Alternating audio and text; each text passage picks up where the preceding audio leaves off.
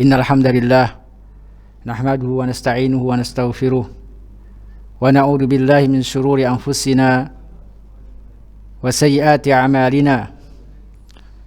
May yahdihillahu fala mudilla lahu wa may yudlil fala hadiya lahu.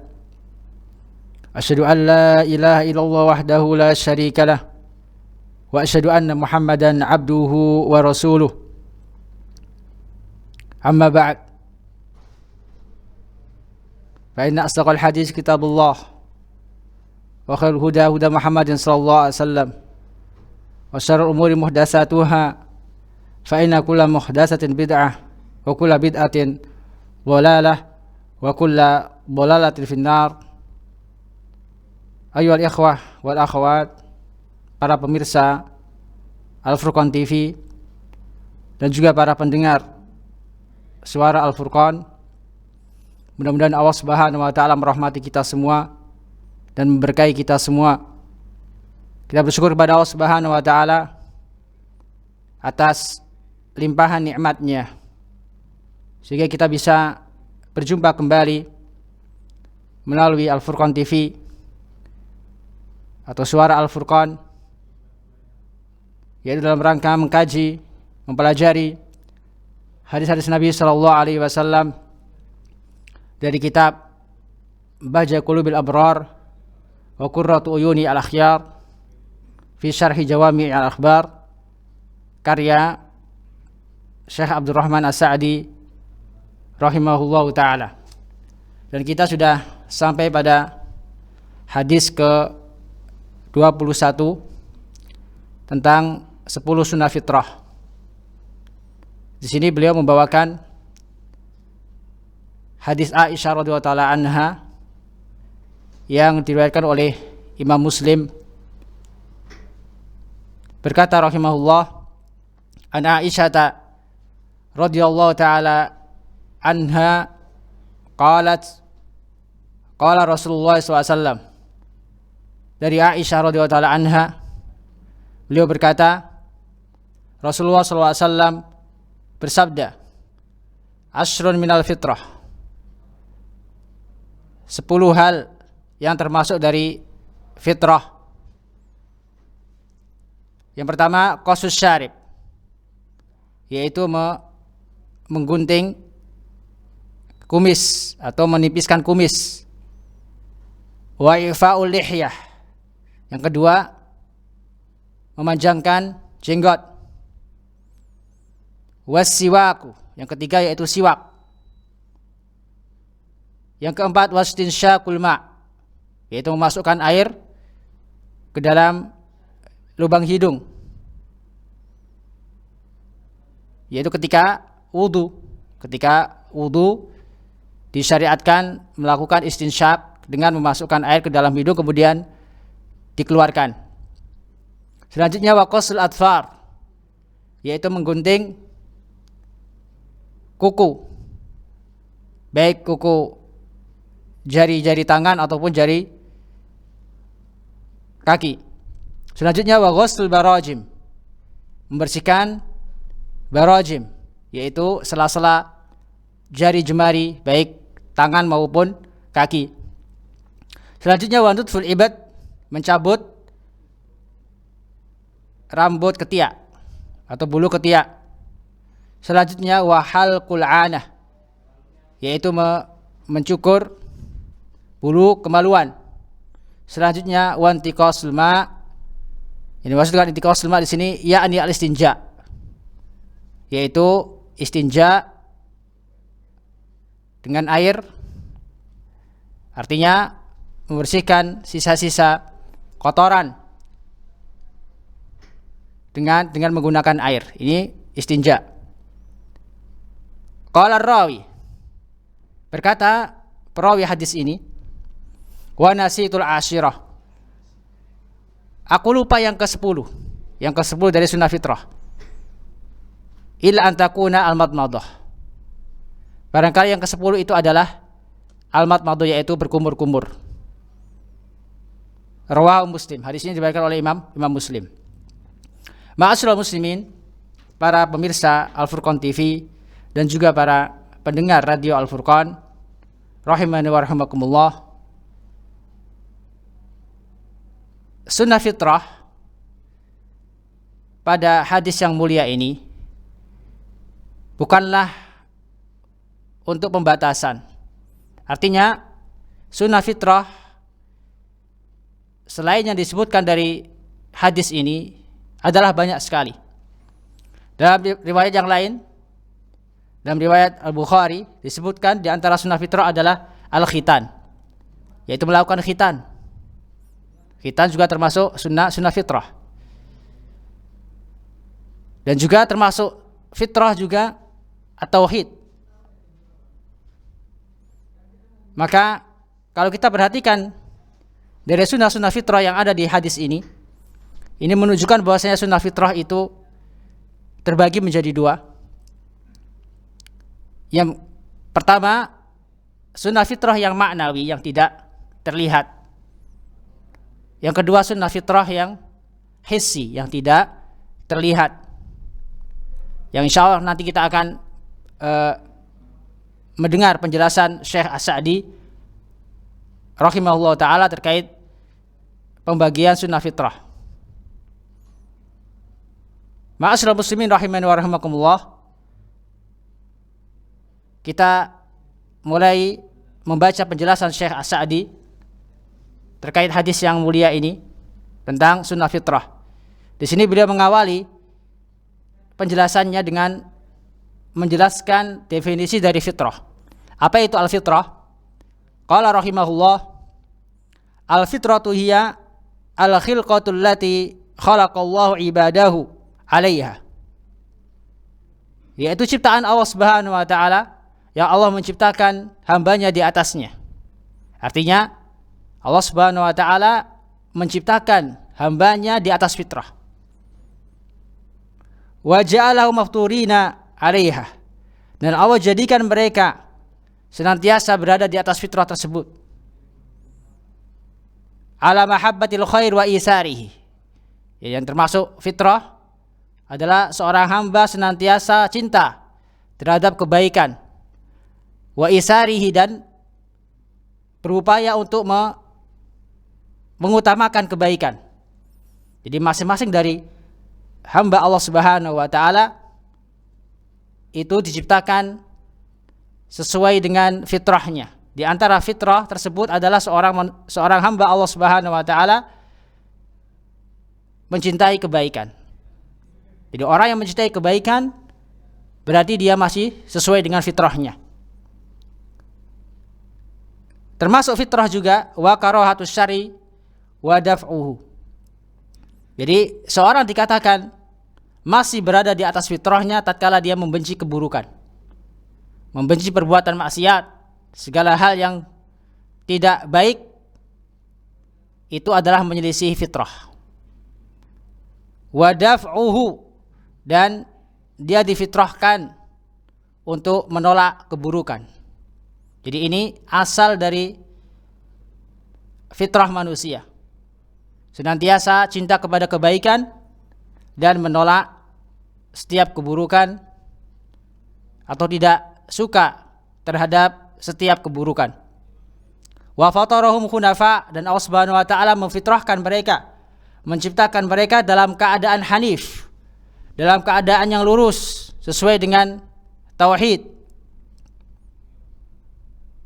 Musta'idina liqabulil khair, yang mana mereka cenderung atau siap untuk menerima kebaikan, wal ikhlas lillah, dan siap untuk ikhlas semata-mata menjalankan ibadah hanya kepada Allah Subhanahu wa taala, wa taqarrubu ilaih, dan bertaqarrub kepada Allah Subhanahu wa taala. Ini adalah ta'rif, penjelasan atau definisi dari al-fitrah. Jadi masing-masing dari kita telah difitrahkan oleh Allah Subhanahu wa taala untuk mencintai kebaikan, membenci keburukan, berada di atas tauhid, cenderung kepada kebaikan atau menerima kebenaran, dan ikhlas hanya kepada Allah Subhanahu wa taala. Ini definisi fitrah yang dibawakan oleh Syekh As-Sa'di rahimahullahu ta'ala. Selanjutnya beliau katakan, wa ja'ala ta'ala syara'i al-fitrah naw'ain. Allah Subhanahu wa ta'ala jadikan syariat fitrah menjadi dua bagian, dua macam. Bagian pertama atau jenis pertama, ahaduhuma yutahhirul qalba war ruh. Yaitu fitrah yang mensucikan hati dan membersihkan ruh. Wa huwal imanu billahi wa tawabi'ih. Yaitu berupa iman kepada Allah Subhanahu wa ta'ala dan hal-hal yang berkaitan dengan iman. Berkaitan dengan iman, berkaitan dengan amalan-amalan batin yang tidak nampak, yang berkaitan dengan i'tiqad, keyakinan, keimanan kita kepada Allah Subhanahu wa ta'ala, atau berkaitan dengan a'malul qulub, amalan-amalan hati, seperti di sini dijelaskan min khaufihi wa raja'ihi, berupa takut kepada Allah Subhanahu wa ta'ala, berharap kepada Allah Subhanahu wa ta'ala, wa mahabbatihi wal inabati ilaih, dan juga cinta kepadanya dan senantiasa kembali kepadanya. Allah Subhanahu wa ta'ala berfirman, qala ta'ala, fa'akim wajhaka lid-dini hanifa fitratallahi allati fatara an-nasa 'alaiha la tabdila li khalqillah dzalika ad-dinul qayyim walakinna aktsaran nasi la ya'lamun munibina ilaihi wattaquh wa aqimus salata wa la takunu minal musyrikin. Kata Allah Subhanahu wa ta'ala dalam surat Ar-Rum ayat 30 sampai dengan ayat 31, fa'akim wajhaka lid-dini hanifah. Hadapkanlah wajahmu kepada agama yang lurus. Maksudnya adalah perintah untuk senantiasa kita berikhlas, senantiasa kita memurnikan ibadah untuk Allah Subhanahu wa ta'ala, senantiasa mengikhlaskan segala bentuk ibadah kepada Allah Subhanahu wa ta'ala. Karena apa? Karena itu adalah sesuai dengan fitrah. Allah berfirman, fitratallahi allati fatara an-nas 'alaiha. Allah Subhanahu wa ta'ala memfitrahkan manusia sesuai dengan asal ciptaannya. La tabdila li khalqillah, tidak ada perubahan dalam ciptaan Allah Subhanahu wa ta'ala. Dzalika ad-dinul qayyim, itu adalah agama yang lurus. Walakinna aktsaran nasi la ya'lamun, sedangkan banyak sekali manusia yang tidak mengetahui. Selanjutnya beliau katakan, munibina ilaihi wattaquh. Mereka adalah orang-orang yang senantiasa inabah, kembali kepada Allah Subhanahu wa ta'ala tatkala mereka lalai, tatkala mereka terjatuh ke dalam maksiat. Mereka sadar dan berusaha untuk kembali kepada Allah Subhanahu wa ta'ala dengan beristighfar, bertaubat kepada Allah Subhanahu wa ta'ala. Wattaquh, dan bertakwalah engkau kepada Allah Subhanahu wa ta'ala. Wa aqimus shalah, dan dirikanlah salat. Wala takunu minal musyrikin, dan janganlah kalian termasuk orang-orang yang berbuat syirik. Karena orang-orang yang berbuat syirik sejatinya adalah mereka telah keluar dari fitrahnya. Maka asal manusia adalah sesuai dengan fitrah, berada di atas tauhid. Sebagaimana sabda Nabi sallallahu alaihi wasallam, kullu mauludin yuladu 'alal fitrah. Setiap anak Adam itu diciptakan di atas fitrah, sesuai dengan fitrah, berada di atas agama tauhid. Fa abawahu, maka kedua orang tuanya, yuhawidanihi, menjadikan dia Yahudi, au yunasirani, atau menjadikan dia Nasrani, au yumajjisanihi, atau menjadikan dia menjadi orang Majusi. Maka yang merubah fitrah manusia adalah lingkungannya, dimulai dari kedua orang tuanya. Apabila kedua orang tuanya adalah muslim, maka dia akan mengikuti kedua orang tuanya secara fitrahnya terjaga karena orang tuanya Islam. Namun apabila orang tuanya non muslim, maka dia akan mengikuti agama orang tuanya. Maka lingkungan sangatlah mempengaruhi fitrah manusia, mempengaruhi tauhid manusia. Karena hukum asal manusia adalah berada di atas tauhid. Sampai ada syubhat yang datang kepadanya sehingga merubah ketauhidannya, sehingga dia menjauh dari fitrahnya. Maka mudah-mudahan Allah Subhanahu wa taala menjaga kita agar senantiasa di atas fitrah, di atas tauhid, sehingga kita terlindung dari siksa api neraka. Fahadi tuzakkin nafas. Maka fitrah yang mensucikan hati dan ruh, inilah yang dapat mensucikan ruh atau jiwa, mensucikan hati dan mengembangkan hati. Maksudnya mengembangkan hati, menjadikan hati ini menjadi berkah. Seorang hamba tatkala hatinya suci, maka dia akan diberikan taufik oleh Allah Subhanahu wa taala untuk mengamalkan amal saleh.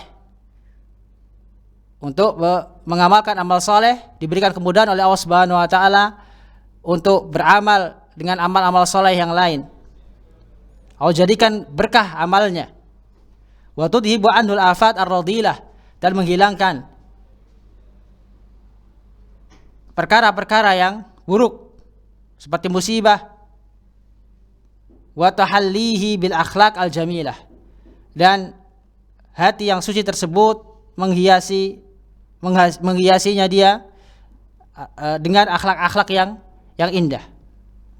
Jadi orang yang hatinya suci, orang yang fitrahnya masih sempurna, otomatis akhlaknya pun sesuai dengan akhlak Rasulullah SAW. Perangainya pun indah di mata orang lain, karena hal itu terpancar dari jiwa yang suci, dari fitrah yang murni. Wa yakulluha tarju ila usul iman aw a'mal qulub, yang seluruhnya itu kembali kepada pokok-pokok keimanan dan amalan-amalan hati. Ini yang pertama terkait dengan sunnah fitrah yang berkaitan dengan amalan-amalan hati atau pokok-pokok keimanan. Wa nu'asani, jenis yang kedua dari sunnah fitrah, ma ya'udu ila tadhirid dhahir wa nadhafatihi, yaitu sunnah fitrah yang kembali, yang berkaitan dengan kesucian zahir, sesuatu yang nampak, sesuatu yang terlihat, wa nadhafatihi, yaitu yang berkaitan dengan kesucian atau kebersihan zahir, penampilan, wa daf'il awsakhi wal aqdari anhu, yaitu kesucian yang berkaitan dengan menghilangkan dari kotoran, menghilangkan kotoran dari anggota badan, atau baik pakaian atau yang lainnya dari penampilan, wal aqdari anhu, dan juga menghilangkan noda-noda darinya. Wa yahadil asrah, yaitu 10 sunnah fitrah yang ini yang dijelaskan dalam hadis ini. Jadi jenis kedua ini adalah yang dimaksud dari sabda Nabi SAW dari hadis Aisyah radhiyallahu taala anha, yaitu berkaitan dengan al-fitrah adh-dhahirah, yaitu sunnah fitrah yang nampak, yang berkaitan dengan penampilan, berkaitan dengan anggota tubuh manusia atau kebersihan badan, kebersihan anggota tubuh, baik pakaian maupun penampilan secara umum. Wa ya min mahasinid din al-islami, dan ini adalah termasuk keindahan agama Islam.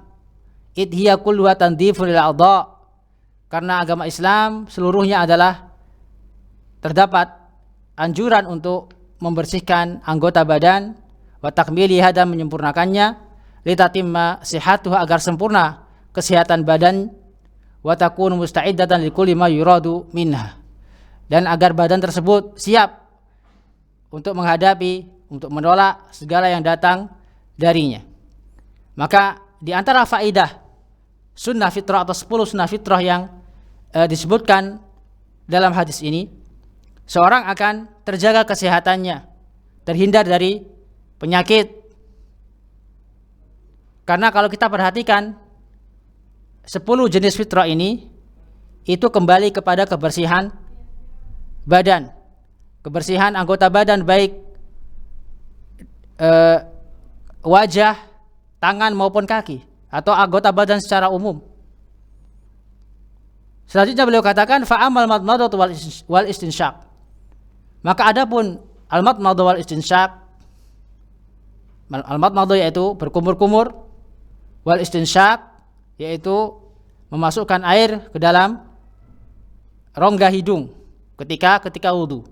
Jadi termasuk sifat wudu Nabi SAW yang disyariatkan oleh Nabi SAW, yang hukumnya wajib adalah berkumur-kumur, yaitu setelah kita mencuci kedua tangan kita, ketika kita ingin membersihkan wajah, kita berkumur terlebih dahulu 3 kali, dan juga memasukkan air ke rongga hidung kita, kemudian mengeluarkannya sebanyak 3 kali.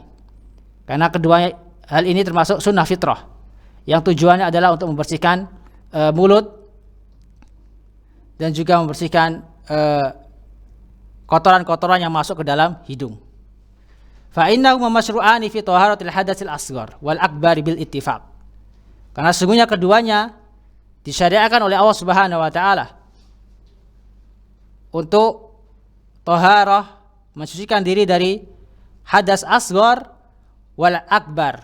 Hadas asghar maupun hadas akbar. Hadas kecil yaitu dengan berwudu, wal akbar dan pula dengan mandi bil ittifaq, sebagaimana kesepakatan para ulama.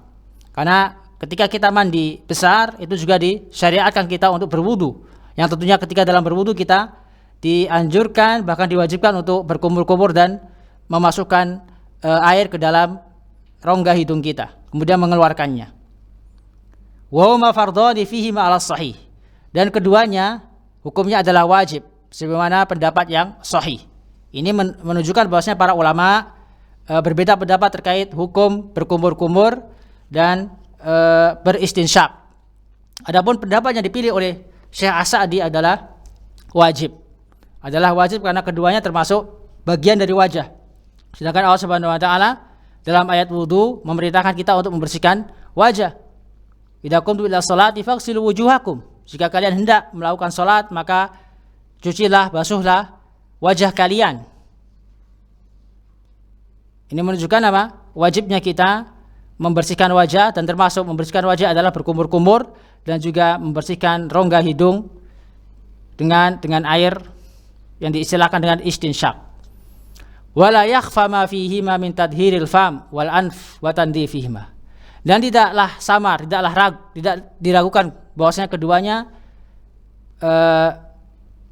berfaedah untuk membersihkan, mensucikan mulut dan juga hidung, serta membersihkan keduanya, mensucikan mulut dan hidung serta membersihkan keduanya. Li'annal fama wal anfa tatawaradu alaihima katsirun minal awsakhi wal abkhirati wa nahwiha. Karena mulut dan hidung senantiasa terkena banyak sekali kotoran atau mengeluarkan aroma-aroma atau bau-bau yang tidak sedap dan yang lainnya. Wa mutarrun ila dzalika wa izalatihi. Dan keduanya sangatlah membutuhkan untuk dibersihkan, untuk dihilangkan kotoran tersebut. Wa kadzalika siwak, demikian juga siwak. Yutahhirul fam, itu membersihkan mulut. Ini menunjukkan apa? Islam sangat menganjurkan untuk senantiasa kita membersihkan anggota badan kita. Dan hal itu termasuk sunnah fitrah yang Allah fitrahkan kepada setiap manusia. Maka di antara faedah siwak, sebagaimana dikatakan oleh Nabi SAW dalam sabdanya, fahuwa matharatun lil fam wa mardatun lirrabb. Siwak itu mensucikan mulut, membersihkan mulut, meliputi gigi atau lidah. Karena Nabi SAW ketika bersiwak, beliau tidak hanya membersihkan gigi beliau dengan siwak, tapi beliau juga membersihkan rongga-rongga mulut beliau serta lidah beliau dengan kayu siwak. Karena faedahnya adalah membersihkan mulut secara umum. Mardatul lirabb, dan mendatangkan keridhaan Allah Subhanahu wa taala. Maka di sini kita bisa mengambil dua faedah dari siwak. Pertama, faedah di dunia, dan yang kedua adalah faedah di akhirat. Faedah di dunia berupa kebersihan mulut, adapun faedah di akhirat yaitu mendapatkan ridha Allah Subhanahu wa taala. Wa li hada yusra'u kullu waqtin. Karena itu disyariatkan bersiwak pada setiap waktu. Wa yata'akkadu indal wudu was salati wal intibahi minan naumi wa taghayyuril fami wa sufratil asnani wa nahwiha. Dan lebih ditekankan lagi ketika ingin berwudu dan juga salat, karena Nabi SAW bersabda dalam hadisnya, laula an asyqa ala ummati la amartuhum bisiwak inda kulli wudu'in wa fi riwayat inda kulli salatin. Sekiranya tidak memberatkan kepada umatku, niscaya aku akan perintahkan mereka untuk wudu. Dan riwayat yang lain, akan kuperintahkan mereka untuk bersiwak setiap wudu, dan riwayat yang lain setiap ingin mendirikan salat. Maka di antara hal-hal yang disunahkan kita untuk bersiwak, yaitu tatkala kita ingin berwudu, tatkala kita ingin melakukan salat, dan juga al-intibah minan naum, ketika kita bangun dari tidur, disyariatkan untuk bersiwak untuk menjaga kebersihan mulut kita. Wa taghayyurul fam, dan juga disunahkan untuk bersiwak tatkala berubah aroma mulut. Ketika orang sering diam atau banyak diam, itu menyebabkan bau mulut. Demikian juga ketika seorang banyak ngomong, itu juga menyebabkan bau mulut. Maka disyariatkan untuk bersiwak, membersihkan mulut. Wa sufratul asnan, demikian juga di antara faedah siwak adalah membersihkan gigi yang kuning. Wa nahwiya, dan yang lain sebagainya dari manfaat bersiwak. Ini contoh dari sunnah fitrah, yaitu madmadah, istinsyak dan siwak. Yang selanjutnya sunnah fitrah yang keempat, yaitu mencukur atau menipiskan, menggunting kumis. Wa amma qasus syarib aw haffuhu hatta tabdu wasyafah, dan adapun menggunting kumis atau menipiskannya sehingga nampak bibir atau garis bibir, karena sebagian orang karena kumisnya yang lebat sehingga menutupi bibir dia, sehingga menutupi bibirnya sehingga tidak nampak bagian atas dari bibirnya, atau bahkan keseluruhan dari bibirnya tidak nampak karena sangat panjang kumisnya. Maka ini menyelisih sunnah fitrah, yang mana hal itu menyebabkan penyakit, sehingga Islam sangatlah perhatian dengan masalah ini. Karena itu adanya sunnah fitrah, maka disyariatkan dia untuk mencukur atau menipiskan kumisnya. Falima fi dzalika minan nadhafati wa taharruzi mimma yakhruju minal anf. Di antara faedah menggunting atau menipiskan kumis, karena dengan menipiskan kumis atau mencukur kumis terdapat kesucian, kebersihan, dan penjagaan diri dari segala sesuatu yang keluar dari hidung, seperti ingus. Orang yang ingusan, bisa jadi ingusnya itu nempel di kumisnya. Kalau kumisnya lebat, ini bisa menahan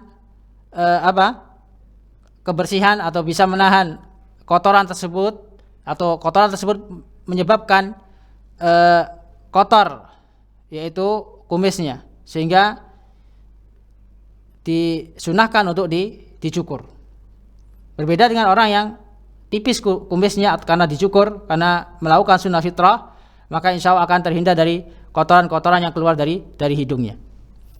Fa inna sya'ra syarib idza tudla 'ala syafah basara bihi ma yatanawaluhu min ma'kulin wa masyrub. Karena kumis apabila panjang melebihi bibir atau melebihi garis bibir, maka akan menyebabkan secara langsung tercampurnya makanan dan minuman, atau menempelnya makanan dan minuman ma'a taswil khilqati biwafratihi. Bersamaan dengan itu penampilannya terlihat buruk karena sebab panjangnya kumisnya. Wa in istahsanahu man la ya'ba'u bihi. Meskipun sebagian orang menganggap itu baik, menganggap itu keren, menganggap itu bagus. Yaitu orang-orang yang la yu'ba'u bihi, yang tidak dianggap kebaikannya. Wa hada bi khilafil lihyah. Yaitu orang-orang yang tidak dianggap kebaikannya karena keluar dari sunnah fitrah, karena telah menyelisih sunnah fitrah. Orang yang fitrahnya masih lurus lebih nyaman melihat orang-orang yang kumisnya tidak lebat, kumisnya rapi. Adapun orang yang fitrahnya sudah jauh dari kemurniannya atau sudah keluar dari fitrahnya, pastilah menganggap baik hal tersebut. Wa hada bi khilafil lihyah. Berbeda dengan jenggot. Kalau kumis, Nabi SAW memerintahkan kita untuk mencukurnya, menipiskannya, merapikannya. Adapun jenggot, Allah Subhanahu wa taala jadikan jenggot tersebut sebagai tanda kewibawaan seorang. Kata Syekh di sini, fa innallaha ja'alaha waqaran lil rajuli wa jamalan lahu. Allah jadikan jenggot sebagai kewibawaan seorang muslim dan juga keindahan seorang muslim atau keindahan seorang laki-laki. Karena itu Ibunda Aisyah radhiyallahu taala anha pernah bersumpah, walladzi zayyana ar-rijalu bil liha, dan demi zat yang menghiasi kaum lelaki dengan jenggot, menunjukkan perempuan yang masih sempurna fitrahnya, yang fitrahnya masih sempurna, itu mencintai jenggot. Di perempuan yang fitrahnya masih lurus adalah perempuan yang mencintai jenggot. Sebagaimana Ibunda Aisyah radhiyallahu taala anha mengatakan, walladzi zayyana ar-rijala bil liha, demi zat yang menghiasi kaum lelaki dengan jenggot. Dan orang yang jenggotnya panjang tidaklah terganggu ketika dia makan. Berbeda dengan orang yang kumisnya panjang, kumisnya lebat, yang apabila dia makan bisa jadi terganggu, makannya, minumnya terganggu, atau bahkan makanannya nempel di kumisnya. Berbeda dengan jenggot, karena jenggot berada di bawah mulut. Walihada yabqa jamalu fi hali kibarihi biwujudi sya'ri lihyah. Kata Syekh As-Sa'di rahimahullah, orang yang berjenggot itu ketampanannya nampak. Ketampanannya nampak meskipun dia sudah tua. Meskipun dia sudah tua, karena adanya rambut di dagunya atau jenggot. Wa tabir dzalika bima ya'sir rasula fayahlaqaha. Maka ambillah ibrah dari yang demikian itu, dari orang-orang yang memaksiati Rasulullah SAW, tidak mengikuti Rasulullah SAW dengan mencukur jenggot, tidak mau memanjangkan jenggotnya, membiarkan jenggotnya. Karena Nabi SAW bersabda, a'ful liha, biarkanlah jenggot. Wa khaliful majus, dan selisihilah bangsa Majusi. Dan yang lain, wa khaliful yahud, selisihilah orang-orang Yahudi atau ahlul kitab. Maka tatkala kita memanjangkan jenggot kita, itu artinya kita menyelisihi orang-orang Yahudi dan orang-orang ahlul kitab atau orang-orang musyrik, yang mana mereka tidak mencintai jenggot, menganggap bahwa jenggot itu sesuatu yang buruk, sesuatu yang tidak indah. Adapun Islam sangatlah menganjurkan, bahkan Nabi SAW menyuruh kita untuk membiarkan tumbuh jenggot kita. Maka hukum mencukur jenggot adalah tidak boleh. Tidak boleh seorang laki-laki mencukur jenggotnya. Kaifa yabqa wajhu musyawwahan qad dhahabat mahasinuhu. Bagaimana orang yang mencukur jenggot terlihat tampan, tentunya akan hilang keindahannya atau ketampanannya. Wa khususan waqtal kibar, lebih khususnya tatkala dia sudah mencapai usia senja atau ketika dia sudah tua. Ketika dia mencukur jenggotnya maka dia tampak buruk. Fa yakunu kal mar'ah, kata Syekh di sini, dia seperti perempuan tua, kal mar'atil ajus. Jadi orang yang mencukur jenggotnya tidak hanya dia menyerupai orang-orang kafir atau ahlul kitab, bahkan dia juga menyerupai perempuan. Menyerupai perempuan tua idza waslat ila hadasin, yaitu perempuan tua yang telah mencapai usia yang lanjut. Dahabat bahasinuha, telah hilang keindahannya atau kecantikannya. Walau kanat min ajmalin nisa, meskipun dulunya dia termasuk perempuan yang paling cantik. Berbeda dengan laki-laki. Laki-laki tatkala tua dan dia sejak usia muda menjaga jenggotnya, tidak pernah mencukur jenggotnya, maka jenggotnya tersebut pasti akan nampak ketika dia di masa tua, menunjukkan keindahannya, ketampanannya, atau sisa-sisa ketampanannya masih terlihat meskipun dia dalam keadaan berusia lanjut. Berbeda dengan perempuan yang meskipun ketika muda termasuk perempuan yang cantik, tapi ketika tua hilanglah sudah kecantikannya. Berbeda dengan laki-laki yang memelihara jenggot, meskipun dia sudah tua masih ada sisa-sisa ketampanan dia ketika dia masih muda. Maka orang yang tidak mau memanjangkan jenggotnya atau membiarkan jenggotnya, maka dia telah menyerupai ahlul kitab, orang-orang non-muslim, dan juga menyerupai perempuan. Wahada maksus, dan ini sesuatu yang bisa dilihat, sesuatu yang bisa dirasakan, bisa dilihat. Walakin al-awaid wa taqlid al-a'ma yujibu istihsan al-qabi wa istikbah al-hasan. Akan tapi kebiasaan-kebiasaan dan taklid buta itulah yang menyebabkan seorang menganggap sesuatu yang buruk menjadi baik, dan sebaliknya menganggap sesuatu yang baik menjadi buruk.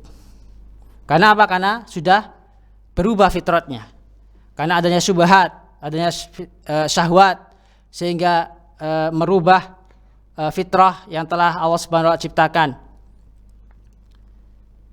Selanjutnya, sunnah fitrah selanjutnya yang ke-6, wa amma qasul adfar wa natful ibad.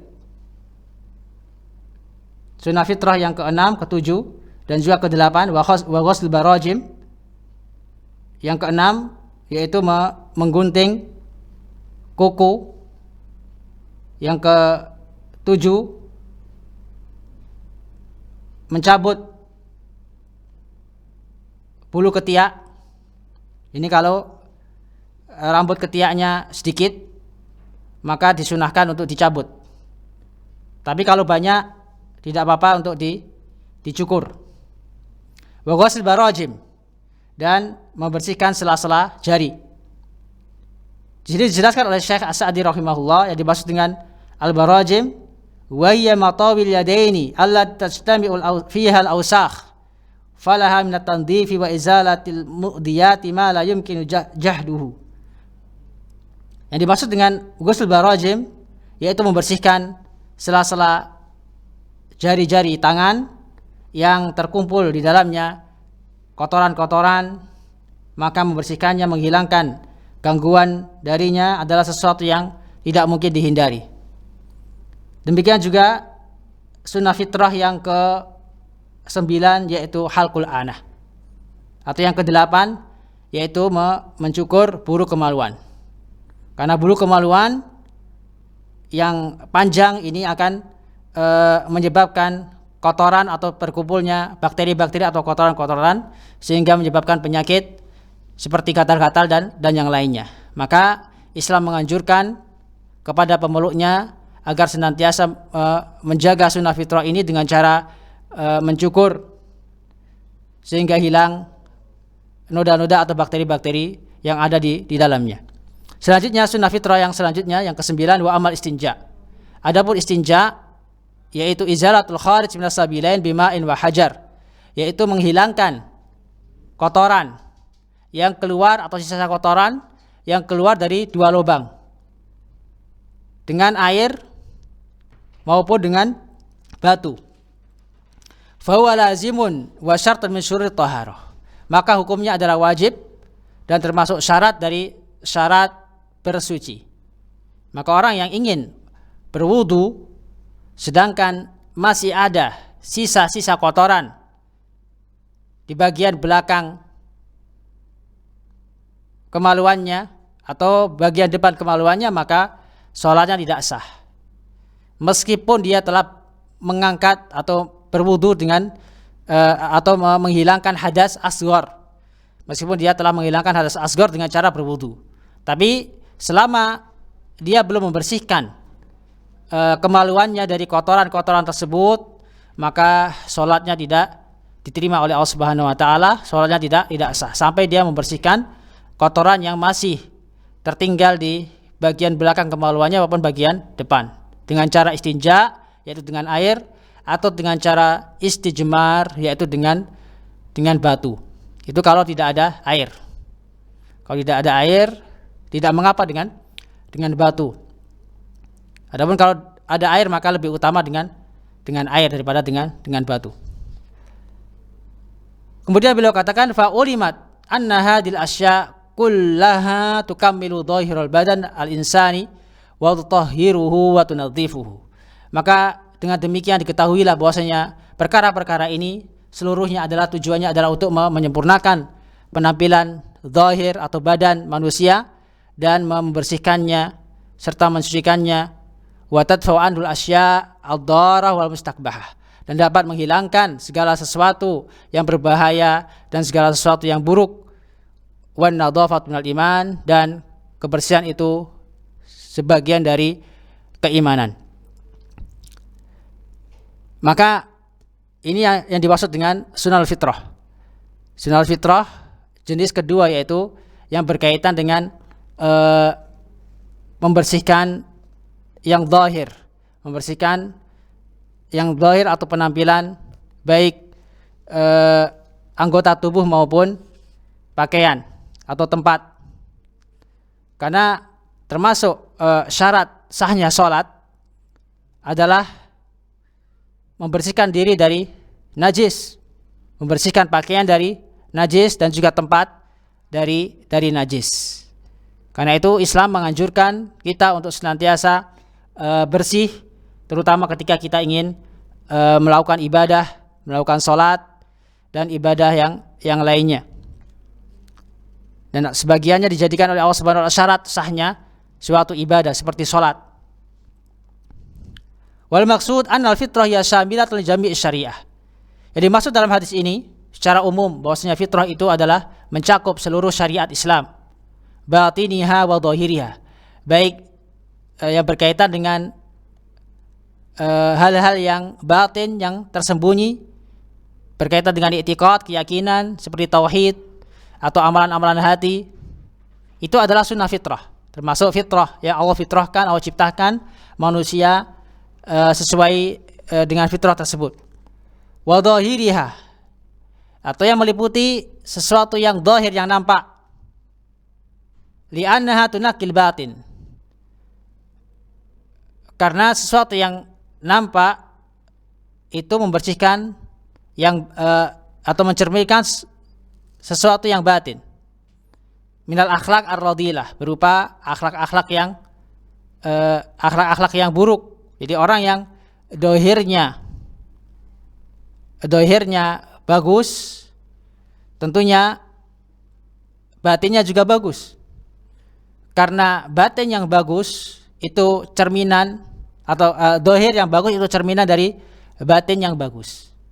Maka orang yang bertauhid kepada Allah Subhanahu wa taala tentunya akhlaknya juga bagus, perangainya bagus, tata keramanya bagus,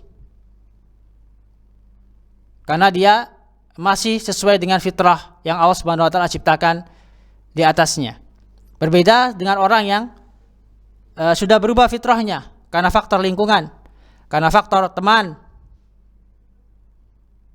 karena faktor orang tua, maka sudah pasti akan mempengaruhi dohirnya pula. Wa tuhallihi bil akhlaq al jamilah, dan fitrah itu menghiasi seorang hamba dengan akhlak-akhlak yang bagus. Allati tarju ila aqaidil iman wa tauhid, yang kembali atau yang berkaitan dengan akidah keimanan dan tauhid, wal ikhlasu lillah, dan ikhlas kepada Allah Subhanahu wa taala, wal inaba ilaih, dan senantiasa kembali kepadanya, dan juga fitrah yang sempurna, tunaqqid dhahir minal adjas wal awsakh wa asbabiha, senantiasa membersihkan penampilan atau zahir dari hal-hal yang najis, dari kotoran-kotoran dan sebab-sebab yang mendatangkan najis maupun kotoran. Wa tutahhiruhu at-taharatul hissiyah wa taharah al-ma'nawiyah, dan fitrah yang selamat, fitrah yang lurus, mensucikan hal-hal yang hissi, yang nampak, maupun mensucikan hal-hal yang maknawi, yang tidak nampak. Walihada qala sallallahu alaihi wasallam at-tahuru satul iman, kesucian itu bagian dari keimanan. Maka orang yang suci hatinya, suci pula penampilannya, karena dia masih dalam kesempurnaan fitrahnya, belum berubah fitrahnya, dia menjaga fitrahnya dari hal-hal yang dimurkai oleh Allah Subhanahu wa taala, seperti perbuatan syirik, bid'ah, maksiat, dan yang lainnya. Wa qala ta'ala innallaha yuhibbut tawwabin wa yuhibbul mutatahhirin, sesungguhnya Allah Subhanahu wa taala mencintai orang-orang yang bertaubat dan mencintai orang-orang yang melakukan taharah, orang-orang yang mensucikan jiwanya, membersihkan penampilannya dari kotoran-kotoran, dari hal-hal yang dapat mengotori penampilannya, dan bahkan dapat mengganggu kesahihan atau kebersihan hatinya. Fasyari'atu kulluha taharatun wa zakat, maka syariat Islam seluruhnya adalah anjuran untuk bersuci dan membersihkan diri. Wa tanmiyatun wa takmilun, dan berkaitan dengan tanmiyah, yaitu pengembangan, keberkahan, wa takmilun, dan kesempurnaan, wa hasun ala ma'alil umur, dan di dalamnya terdapat anjuran untuk perkara-perkara yang baik, untuk meningkatkan perkara-perkara yang baik, wa nahyu an safsafiha, dan Islam melarang perkara-perkara yang buruk, akhlak-akhlak yang buruk. Wallahu a'lam. Maka ini adalah kesimpulan dari hadis Aisyah radhiyallahu anha yang berkaitan dengan 10 sunnah fitrah. Maka yang dimaksud dengan 10 sunnah fitrah yang disebutkan dalam hadis ini adalah fitrah yang berkaitan dengan zahir. Karena fitrah sebagaimana telah dijelaskan oleh Syekh Sa'di rahimahullah, itu meliputi fitrah al-batinah, fitrah al-batinah yang meliputi keyakinan, meliputi tauhid atau amalan-amalan hati yang tidak nampak. Maka orang yang sempurna tauhidnya, orang yang takutnya hanya kepada Allah Subhanahu wa taala, harapannya hanya kepada Allah Subhanahu wa taala, orang yang mencintai kebaikan dan membenci keburukan, maka sejatinya dia masih di atas fitrah, masih sesuai dengan fitrahnya. Sebaliknya, orang yang mencintai kesyirikan, kebid'ahan, kemaksiatan, itu tandanya dia telah menjauh dari fitrahnya. Dan yang kedua, termasuk fitrah juga, yaitu kesucian hati, kesucian atau kebersihan penampilan, kesucian atau kebersihan penampilan, baik tubuh maupun pakaian atau tempat. Karena itu dalam hadis ini Nabi SAW menganjurkan kita untuk senantiasa mencukur atau menipiskan kumis kita, memanjangkan jenggot kita, membersihkan mulut kita dengan siwak, membersihkan rongga hidung kita dengan istinsyak ketika wudu, dan juga kumur-kumur ketika wudu, dan juga menganjurkan kita untuk menggunting kuku kita ketika sudah panjang, dan juga membersihkan sela-sela jari baik kaki maupun tangan, dan juga menganjurkan kita untuk mencabut bulu ketiak atau mencukur rambut ketiak, wa halqul anah, dan juga menganjurkan kita untuk mencukur bulu kemaluan, dan juga menganjurkan kita untuk istinja, membersihkan sisa-sisa kotoran yang tersisa atau menempel di bagian kemaluan depan maupun belakang.